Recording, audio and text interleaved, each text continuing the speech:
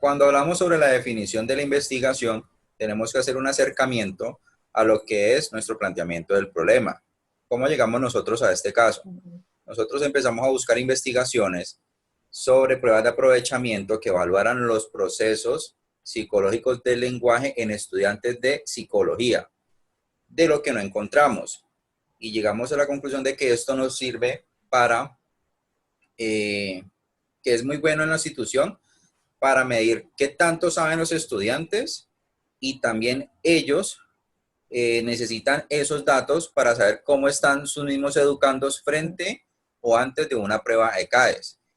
Dentro de esto llegamos a la pregunta problema que nos dice, ¿cómo diseñar la prueba de aprovechamiento que evalúe los conocimientos del proceso psicológico del lenguaje en estudiantes de psicología de la Corporación Universitaria Minuto de Dios, sede San Fernando de la ciudad de Cali? De esta forma, nosotros planteamos un objetivo general que es el diseñar esta prueba, que es lo que necesitamos como objetivo general. Y por otro lado, nuestros objetivos específicos serían el construir los reactivos que nos permitan reconocer estas tareas experimentales. También el evaluar el índice de discriminación y dificultad. Y por otro lado, el determinar la validez y la confiabilidad de la prueba. Ahorita doy paso a la metodología.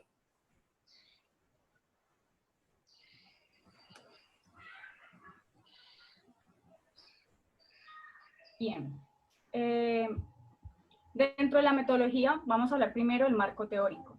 Para nuestro marco teórico decidimos apoyarnos en tres autores, Chomsky, Piaget y Elosuba, referentes que hemos tomado para evaluar el constructo desde la teoría cognitiva. En el marco referencial, como es una prueba relativamente nueva, entonces no encontramos mucho para apoyarnos. El apoyo o la base que tomamos fueron las pruebas ECAES.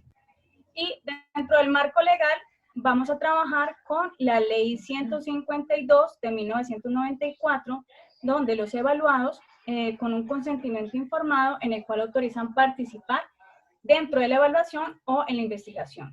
Bueno, para el diseño. En el diseño encontramos el enfoque. Nosotros utilizamos un enfoque cuantitativo con el fin de recolectar datos desde una medición y análisis estadísticos, tratándose de un proceso secuencial y probatorio. En el alcance, la investigación es correlacional tipo exploratoria. Exploratoria porque es directamente nueva y porque puede aportar para investigaciones futuras. Y correlacional pues porque digamos que durante toda la actividad vamos a correlacionar datos entre sí. En el diseño. Para el diseño, nosotros ubicamos aquí el transeccional exploratorio, ya que estos diseños permiten recolectar los datos solo un momento y una única vez. Entonces, pues, fue muy pertinente para la actividad. En la muestra, trabajamos con 36 estudiantes, de los cuales la muestra fue no probabilística. La técnica que utilizamos fue el muestreo por conveniencia. ¿Por qué esta muestra? Porque para nosotros era mucho más fácil, estaba más asequible y estaba más al alcance. ¿Qué necesitamos para esta muestra? Pues que los individuos cumplieran con algunas características de esta población, es decir, que tuvieran algún interés en particular. En este caso, es que fueran estudiantes de psicología. Entonces, ¿cuáles fueron los criterios? Pues que fueran estudiantes de la Universidad Uniminuto y que estuvieran en el programa de psicología. Ahora, para el procedimiento, fueron 4 fases. En la primera fue la conceptualización de la prueba. En la segunda fue la elaboración de la prueba. Aquí fue pues todo lo que tuvo que ver con la construcción del instrumento. En la tercera fase fue la validación de jueces, que fue por nuestros compañeros del área de psicometría. Y por último, fue la aplicación de la prueba, que se llevó a cabo pues con la aplicación del instrumento a través del formulario de Google. Ahora entonces damos paso hacia nuestra participación de la relación de datos.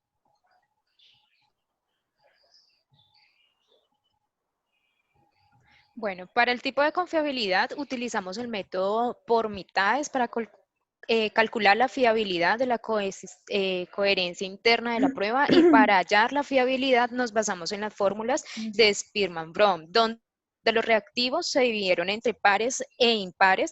Esto se hace con el fin de observar si el reactivo, los reactivos pares como los impares, realmente están elaborados con el fin de evaluar lo que se pretende medir. En este caso, nuestro objetivo o nuestro interés como tal es centrarnos en los procesos psicológicos del lenguaje. Por lo tanto, el interés es que estos pares estén evaluando precisamente ese concepto. Por lo tanto, y por medio de esta fórmula, observamos si existe una confiabilidad entre ambas mitades o si por el contrario hay una incongruencia. De igual manera, la confiabilidad la representamos, como podemos observar en este momento en la pantalla, por RPI, que es 0,7, y RXX, que es 0,8, demostrándonos así que la confiabilidad es totalmente satisfactoria. De igual manera, esto lo sustentamos anteriormente con una prueba con el coeficiente de Alba de Cronbach, el cual arrojó exactamente el mismo resultado. Por otra parte, cuando hablamos de validez nos estamos refiriendo al grado en cual una prueba mide lo que pretende medir. Para esto se relaciona con la calificación tanto de los jueces, donde se evalúa si el contenido de la prueba realmente en cuanto a los reactivos se relacionan al constructo como tal de interés. De igual manera, se relaciona con el análisis de la consistencia interna de la prueba, que es lo que anteriormente hemos mencionado como tal.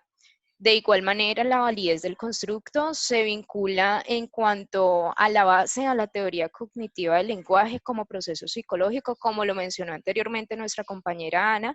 Nos basamos tanto en el OSUA sobre los procesos psicológicos básicos y el lenguaje sobre una teoría establecida anteriormente por Piaget y Chomsky bajo el argumento que el lenguaje en el ser humano es totalmente innato. De igual manera, damos apertura en cuanto a los resultados. Vale, en continuidad de lo que menciona pues, la compañera Marisol, para nuestro siguiente paso tuvimos en cuenta nuestro primer objetivo específico, que es construir los reactivos, basado claramente en la taxonomía de Bloom con nuestras 5 competencias. Pudimos abordar después de la tabulación el índice de dificultad y el índice de discriminación, que determina el grado de dificultad del ítem y los clasifica, determinando, pues como su fórmula lo dice, para obtener, para calcular el número en la dificultad, para calcular el número de sujetos que respondieron bien el ítem sobre el rango que es 100, es decir, sobre el número total de sujetos que respondieron la prueba, en la que gráficamente sería UP más LP y sobre U más L, y se discrimina como UP menos LP sobre U.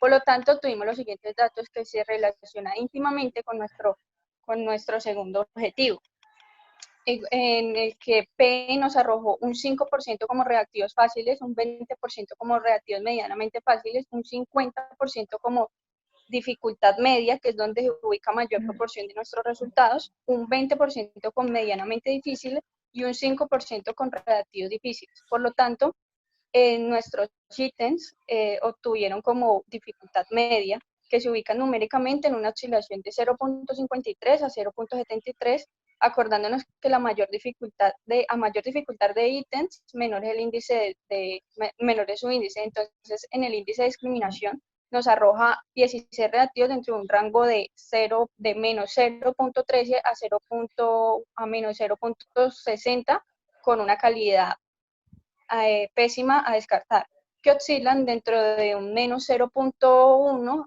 que se discrimina como un valor máximo negativo. Por lo tanto, teniendo en cuenta nuestro primer objetivo, que es la validación de nuestra prueba, obtuvimos que nuestra prueba no midió con precisión la variable que deseábamos medir, que era el conocimiento del lenguaje como proceso psicológico, teniendo en cuenta que el análisis del instrumento se hace en gran parte en términos de su contenido, y con los datos pues, anteriores no se enlazan íntimamente con la planificación de la prueba. En esto se podría inferir que en la validez se ubica dentro de un 0.54 a 0.59 como una validez baja, a pesar de que la validez de constructo en el instrumento sí existió una conceptualización clara del rango estudiado, del rasgo estudiado, basado pues en la teoría cognitiva que ya lo mencionó la compañera anteriormente. nuestro instrumento sí nos arrojó una confiabilidad satisfactoria que se acerca a una oscilación de 1, pero realmente no fue válida.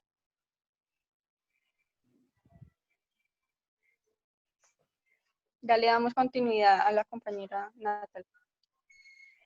Después de la tabulación de los datos e índice de discriminación, pasamos a la estandarización utilizando un modelo estadístico sobre los datos que arrojó la muestra en relación a los 20 reactivos. Se organiza una tabla, el punto medio, la frecuencia y la frecuencia acumulativa para poder sacar el rango percentilar y las calificaciones Z y T. Esto es con el fin de poder visualizar al individuo, en este caso los estudiantes, cómo se encuentran en referencia, cómo se encuentran posicionados en referencia a las calificaciones. Desde los resultados arrojados se obtuvo que los estudiantes en el primer intervalo de calificación obtuvieron de 4 a 6 respuestas acertadas, ubicándose en un 92% del rango percentilar, con una puntuación de menos 1,6 de calificaciones Z referente a la mediana. Es decir,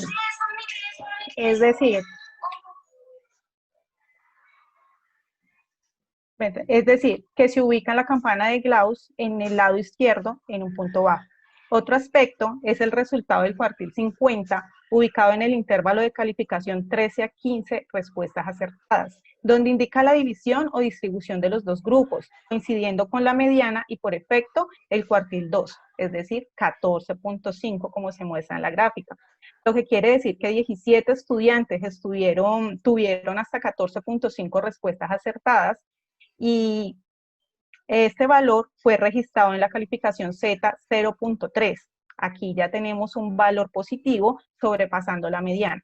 Finalmente, podemos observar que solo un sujeto alcanzó los 20 reactivos acertados del instrumento, posicionándolo en un intervalo de calificación entre 19 y 22 con un rango percentilar de 1,7 y una puntuación de calificación Z de 1.5 delante de la mediana. En conclusión, solo 13 estudiantes pasaron el instrumento, pero solamente un estudiante acertó los 20 reactivos.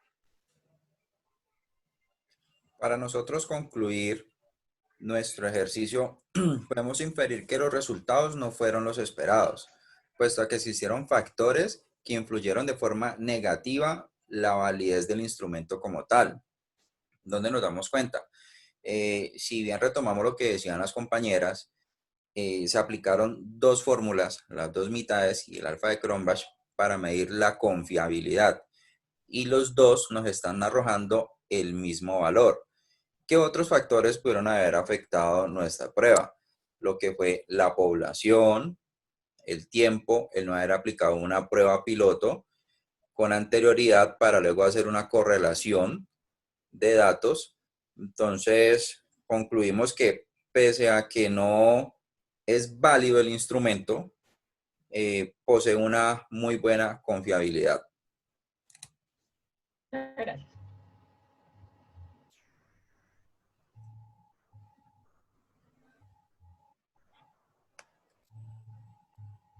¿Listo? Gracias. Gracias. Miremos.